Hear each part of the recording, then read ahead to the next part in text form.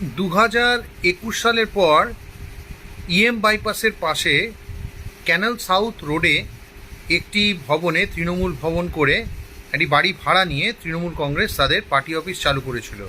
এই পার্টি অফিসটার দায়িত্বে আছেন চন্দ্রিমা ভট্টাচার্য।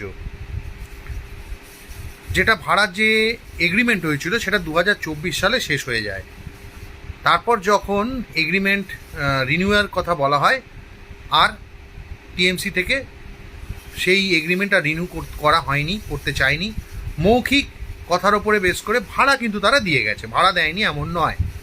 ইতিমধ্যে যারা বাড়ির মালিক বর্তমানে, মানে বাড়ি হচ্ছে একটি সাহা পরিবারের বাড়ি, এবং বাড়ির যিনি বর্তমান মালিক তিনি 80 ঊর্ধ্ব একজন বয়স্ক মানুষ, যারা এই কিছুদিন আগে থেকে সেই বাড়িটা আবার নিজেদের দখলে নিতে চাইছেন। মানে তৃণমূল কংগ্রেসকে তারা বারবার অনুরোধ করেছেন বাড়িটি ছেড়ে দেওয়ার জন্য, কিন্তু তারা বাড়িটি ছাড়ছিলেন না।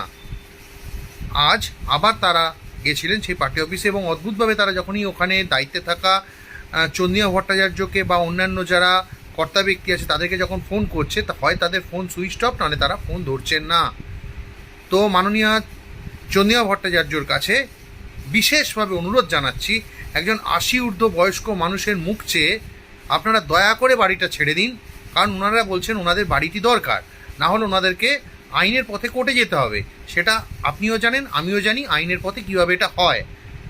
ঠিক আছে, সুতরাং ওনাকে যেতে হবে, সময় যাবে, হয়তো উনি জীবদ্দশায় সেই বাড়িটি আর দেখতে পাবেন না, ওনার কাছে এলো। তাই দয়া করে ওই একজন 80 ঊর্ধ্ব মানুষের মুখ চেয়ে আপনারা বাড়িটির দখল ছেড়ে দিন। ওনারা এখন চাইছেন না, কেন জোর করে দখল করে রাখছেন? পার্টি অফিসের জন্য ওই বাড়িটিকে ছেড়ে দিন।